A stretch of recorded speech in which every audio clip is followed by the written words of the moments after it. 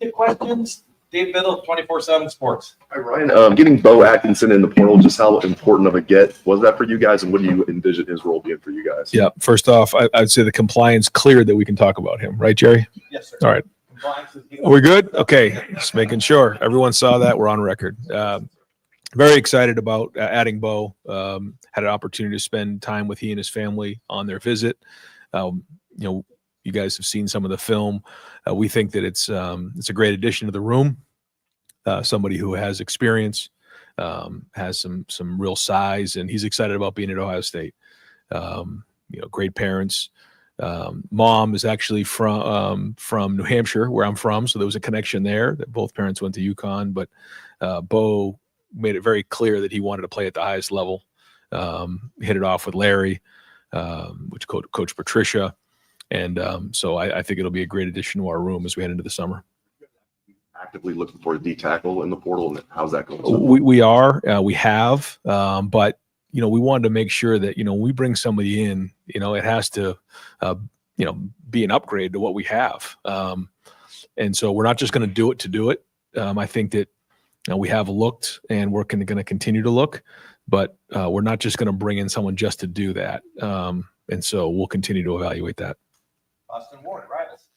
Right, when you looked back at the film from the quarterbacks in the spring game, I know it's just 1 of 15 and it starts over in August, but did the mixed bag to the negative get better as camp went on and finished there? Yes, I think so. It was very generic looks, but I thought Lincoln missed a couple early, but then got into a rhythm. But other than that part of it, I thought both Lincoln and Julian handled the environment well. I thought they handled the huddle well. I thought they handled everything about that well. That was a step in the right direction. We all know that, again, the looks were very generic and those type of things, but you still got to execute them. So I thought that was good. I think there has been progress made. I think the next couple months, those guys coming in here and continue to get stronger and faster and getting on the film. Now they have cut-ups that they can watch to grow from. And then, as we all know, the summer will be huge. So, I'm encouraged with what we saw coming out. You can see the talent with Tavian. He just needs more experience, needs more at-bats.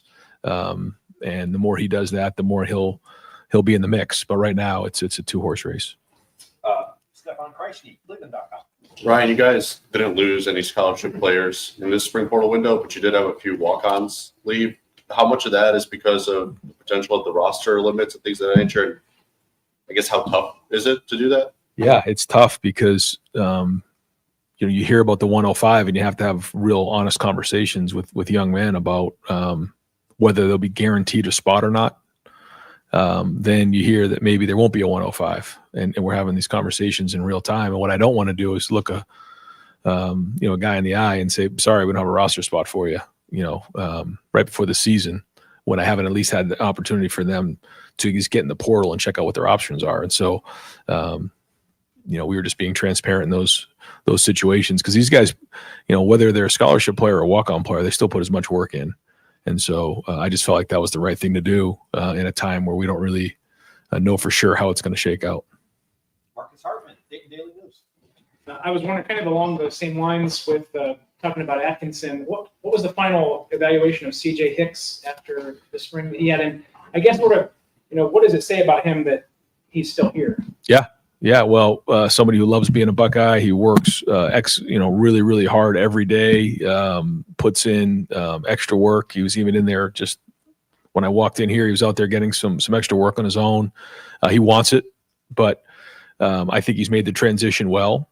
When you make the transition from off the ball to on the ball, and you watch Sonny transfer from being at the third level to the second level. When you make that transition from being on the second level to on the ball, things change.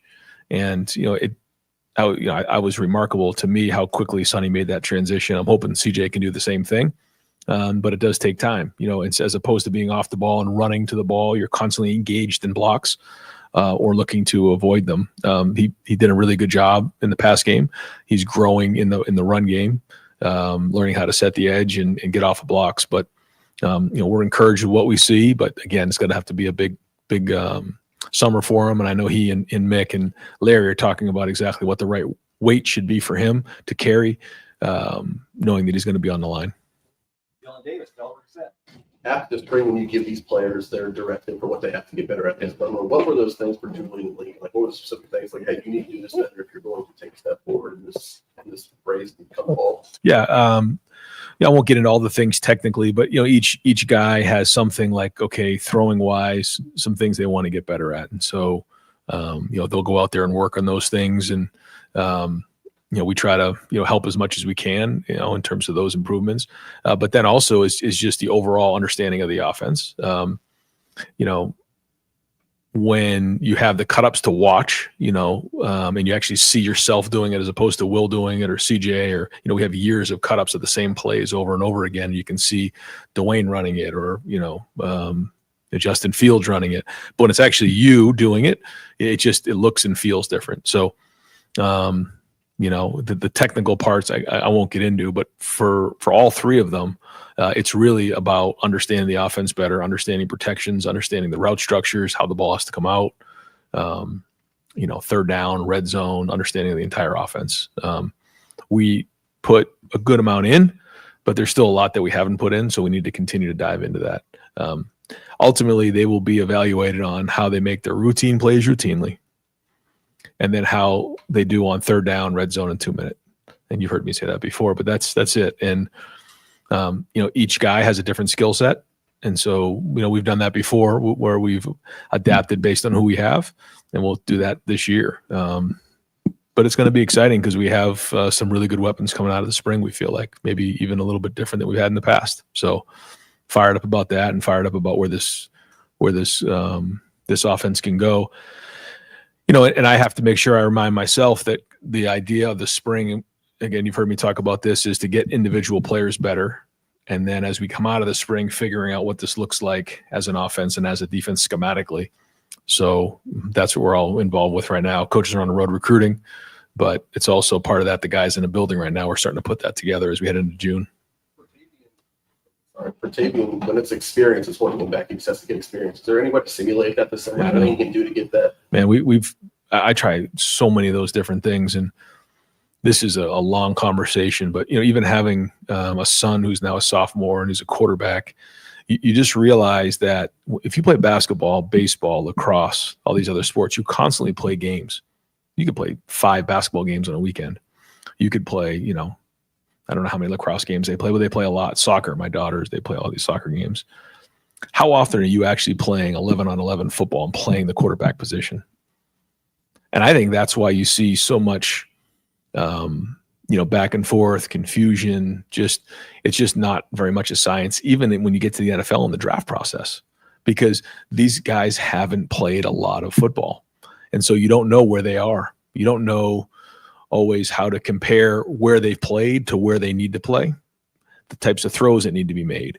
So I think about this a lot.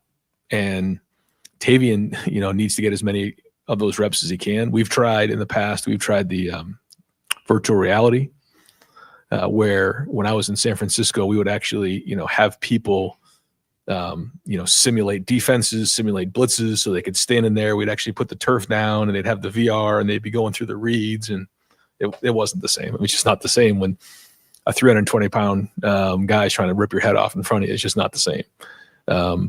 So what do we try to do? We try to watch as much film as we can, and try to simulate it the best we possibly can. But there's nothing like getting real reps. And that's why we made the guys live this spring to feel what that was like, because these guys haven't played a lot of football. And so they don't know what that's like. So I'll go off for an hour about this, but this is the kind of the world we live in, and something I'm passionate about. So the more these guys can play 11-on-11 football, it's better. We need to keep to one question. We have a lot of guys that want to ask. Spencer Holbrook, Lettermen Row. Right now, you got a couple weeks to digest what you saw in spring practice. What were your evaluations of Matt and Tyler as first-time coaches here, and what do you think the next step? Matt Patricia and Tyler Bowen, yeah. First off, I think you look at the players, and I meet with every single player after the spring, and I ask them, rate your relationship with your position coach, with your coordinator. 1 to 5, 5 being great, 1 being not very good at all. And the feedback I got on both of those guys was excellent, really good. That's the first thing. Second thing is, in recruiting, You talk to the recruits, how's your relationship with Coach Bowen? How's your relationship with Coach Patricia? Again, like thumbs up across the board. And I think, when you get around the players, you get around the recruits, you guys will hear the same thing. You can either it is or it isn't. We've had coaches before where it hasn't been great. And, I think we know that that's been the case before. So that's the first thing you look for is the relationships. And then how are you getting individual players better? I think that's been a plus. And then schematically, we'll see. We have, yet to be seen. If we have the right scheme in place. But I like their attitudes. I like where they are. I think they fit our culture really, really well in terms of how they coach. They understand it's important. They both coach in the NFL at a high level. So excited to see what the next couple months bring. Joe Nugent, WCMH. From a team perspective, what do you want to see? What do you need to see between now and the start of fall camp? Well, we have these different phases right now. We'd like to see these guys get out of here and get away from football for a little bit. Classes started for us during the Texas week. So if that gives you any idea of how much break they got. So we got right into winter workouts, right into spring practice. They did have a little bit of a break for spring break, but these guys need to get around their families a little bit and get away from football. But then once classes start up again, we got to go. We got to have a great summer. Everybody knows what they need to do this summer in terms of with Coach Mick in the weight room, in terms of getting better individually as players. And then, once August hits, it's got to be a great camp, as we know, because of our first opponent. So that's going to get ramped up real quick. So we need a great summer. And that's obviously a big part of that's in the weight room. You guys have heard me talk about guys being gold or being Iron Buckeyes. There's a reason why Jeremiah Smith was the first Iron Buckeye ever as a freshman. He saw what happened, right? So there's a correlation to the summer that they have and how they play on the field, and they know that. They bought in. I think that's really important. Our guys do understand how important what goes on in the summer, what goes on in the weight room, impacts on the field. So that part of it, and then Mick will do a good job of creating conflict and then figuring out who the leaders are. That'll be big, and then having that synergy within the team. Dave Holmes, WSYX.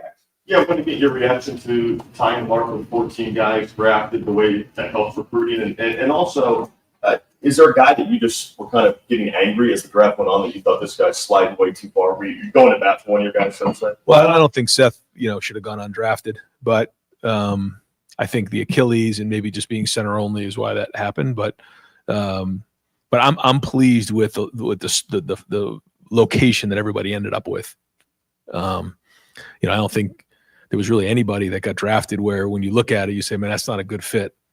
And that's when I stood up in front of the personnel for our pro day. That was our goal. It isn't like so much, getting them, drafted early or whatever. They have to decide the value, but make sure it's the right fit, because we always say it's easy to get in the NFL. It's hard to stay in the NFL. So we need these guys to now stay in the NFL. The easy part's over.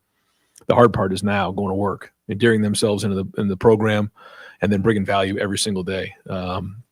So we've got unbelievable feedback from so many NFL personnel about our guys, and it was clear that these teams appreciated and valued how unselfish they were, how much they praised their teammates, their football IQ, how much they loved Ohio State football, the program, the run that they went on, and just, their overall character. And again, just got so much great feedback about that. And you can see how much the teams valued that. Adam King, WBNS. This is the first spring where you've had the expanded playoff, so you were trying to balance that out. Looking back, is there anything you would do differently? How do you guys think you handled the reps and dealing with the fact that these guys got done playing on January 20th? No, the only thing that happened in the leading up to the national championship game was, we had a really good rhythm going.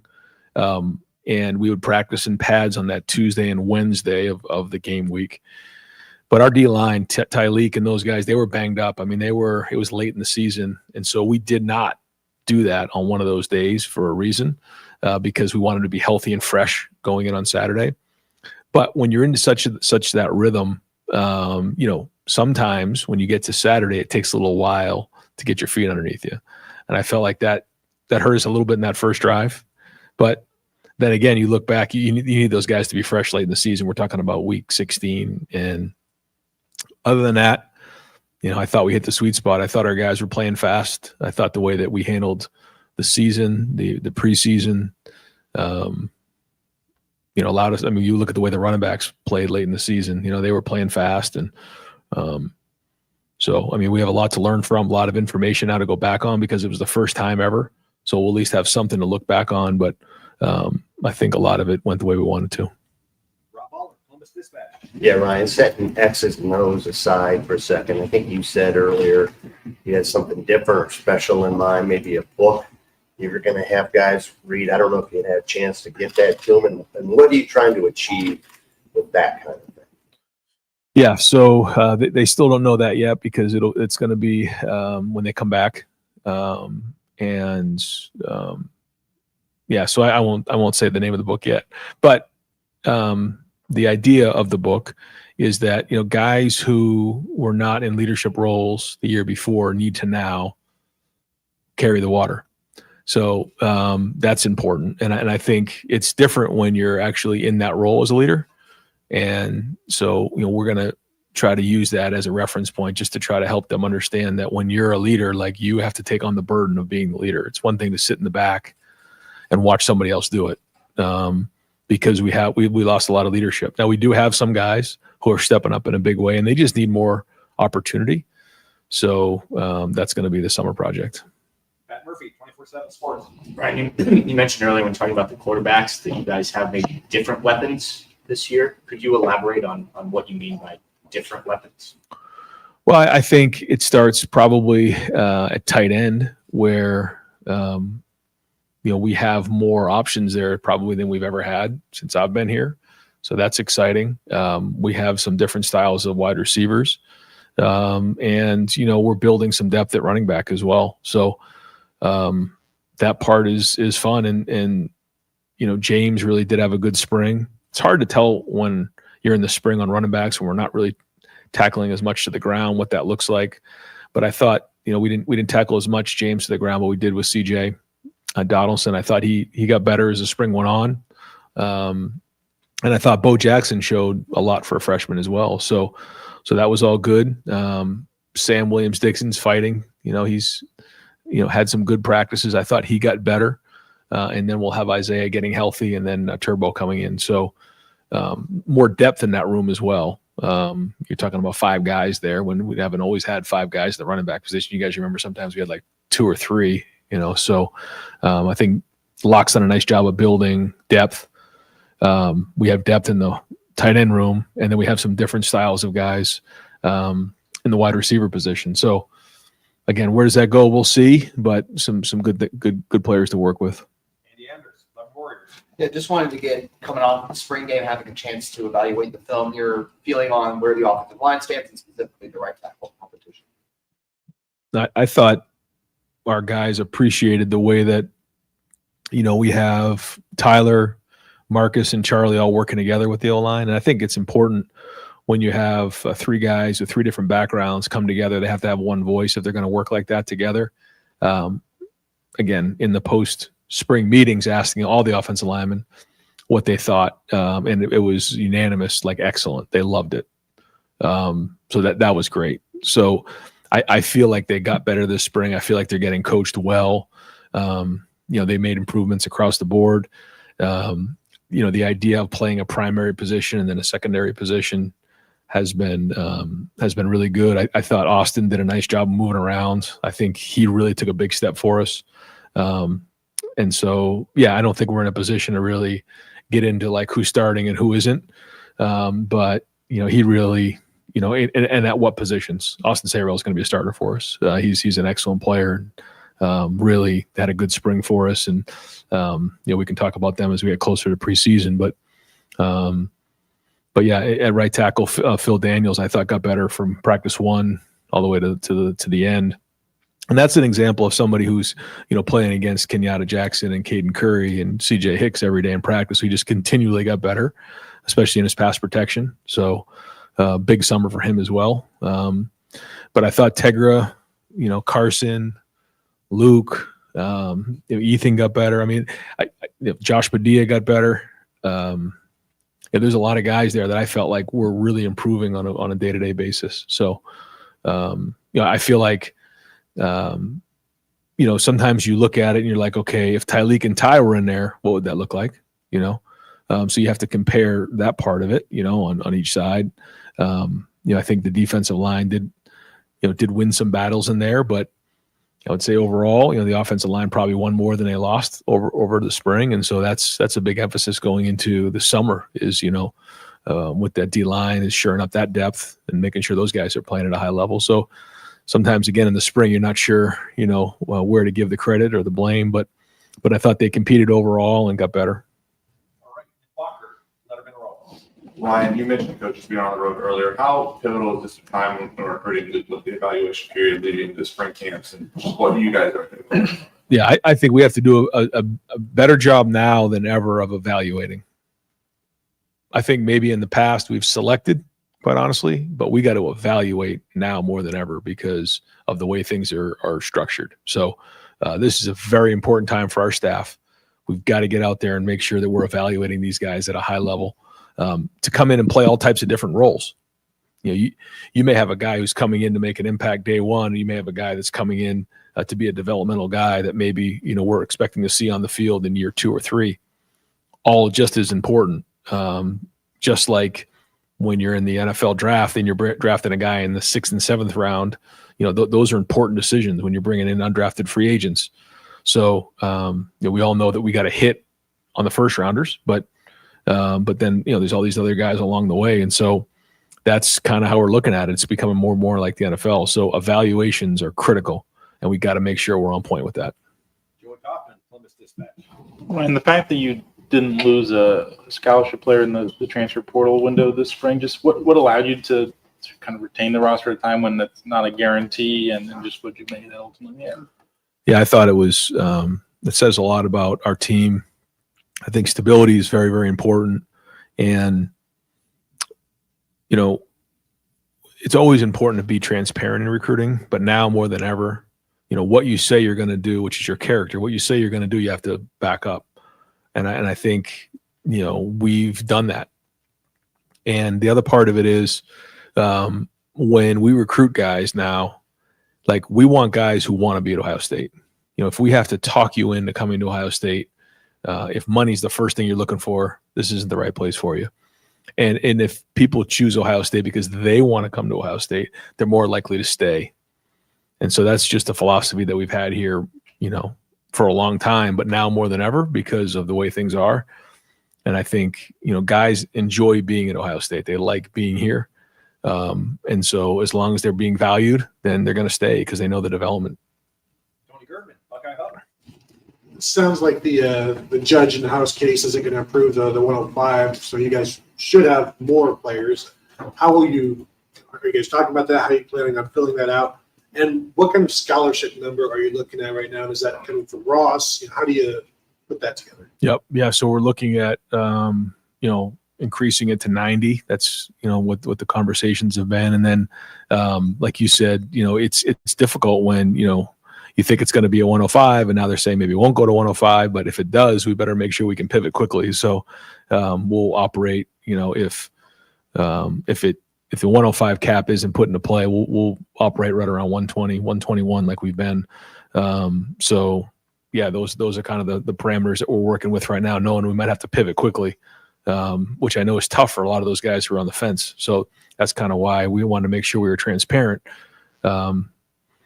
Again, but this is kind of the way it is in college football right now. You got to be able to adapt quickly and move on the run. And the easy thing to do is throw up your hands and get frustrated, but we'll just adapt and try to, communicate well and make sure we have everything we need.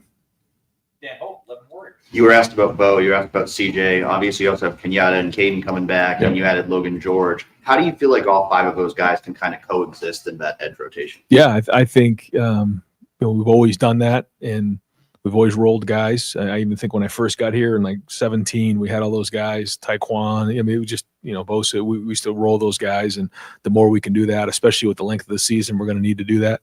I'm sure, Larry wants to be able to do that. So that'll be important. And I also think, there are different, skill sets of those guys that we can try to be creative. And that's one of the reasons why Matt's here, is to, find out what they do best and then get them on the field and do that. And I think that's exciting as we head into the summer to figure out what that looks like. Just like on offense, you try to put the guys in the right position to be successful. It's our job to do that now because numbers wise, when you look at the guys on the defensive line, I think we're now at like 18. So that's a big number. So we got plenty of guys to work with. So now we got to figure out what they can do well, and that's coaching. Stephen Means, Cleveland.com. You've had years where you started with a non-power 4 opponent. You're talking about how the Texas game is. You've also had years where you started with a top 5 opponent. Does that at all change, I guess, the sense of urgency of how quickly you guys want to get things done when you're not starting with a let's see what we find out game? You're starting with essentially a playoff game in August. Yeah, I don't think there's any question. Yeah. I had a chance when I took my son down to Clemson and I spent a little time with Dabo last year. They were opening up with Georgia, and then we're just talking about how different that preparation is. That preparation for that game starts in June, and then it goes into July, and then August you're cracking pads because you got to be ready to go in that first game. That's just how it goes. So it does certainly start the preparation earlier. Everything's ramped up sooner, and well, you can tell. I mean, I've been talking about it now since we started spring ball. Because you just know. So especially when you have some new guys, new faces, they got to be ready, and it's a job for the coaches and the leaders to make sure that urgency is in place. Starting quarterback quicker. No, because you still have to have the focus on the long term. This is a long season. But that being said, we're going to do everything we can to make sure we have the right person in that place to go win that first game, and then we'll go from there. Bill Vinless, Columbus Dispatch. I'm pretty sure you're not going to tip your hand even if you know it, but in your mind, do you have a front runner at quarterback? No.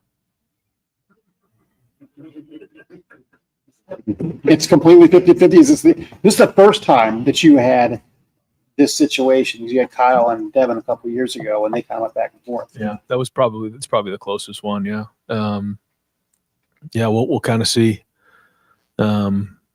I felt like Lincoln going into the spring game was a little bit ahead of Julian, and then I thought if you just watch the game, Julian probably performed a little bit better than Lincoln during the spring game.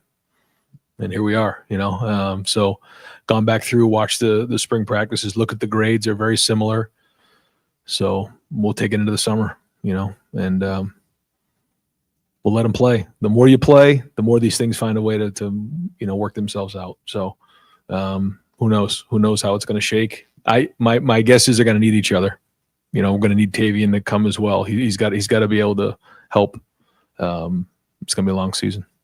And we're not talking about someone like Will, who's a fifth-year senior, who's 22, 23 years old, who's just been around. Who that was a long run he went on. So we need depth in that room. Final questions, Tim May. I'm going to guess War and Peace. Is that the book? You're going to have these guys? No, not War and Peace. It's a long one. I'm sorry. I didn't mean to be funny. Not funny.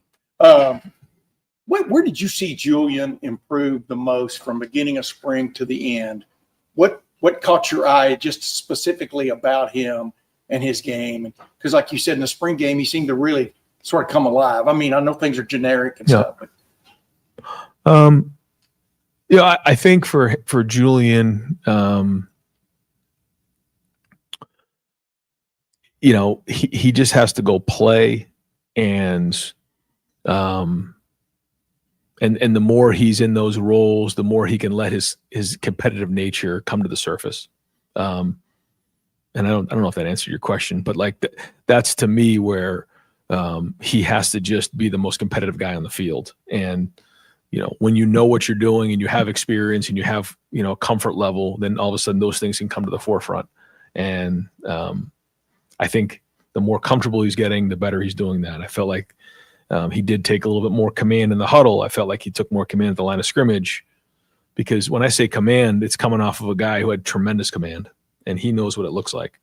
And so whether it's barking out the cadence or, looking guys in the eye in the huddle, or, after a play, getting everybody back together, whatever those on the sideline, whatever those things are, That's the leadership skills. We all see he's got a beautiful release and he can throw the football, but that's just part of the process. And so that's part of bringing along a quarterback, and that's the fun part. You don't want to say gamer because that makes it maybe too simple, but some guys do rise to the occasion, right? I mean, that's your big juggling match, I would think, as much as anything. So I did this study when I was with the Eagles, when I was with Sam Bradford, and it's called the Roy Hobbs myth, which is really interesting because if you ever watch The Natural, the story of The Natural is that, he hits this home run, breaks the lights, and he's running around the bases. But the true story of Roy Hobbs, if you read it, is nothing like that. And so, I did a study on that because, for quarterbacks, you're trying to get them to rise to the occasion. But the truth is that, like, nobody really rises to the occasion. You really fall back on your training when you look at,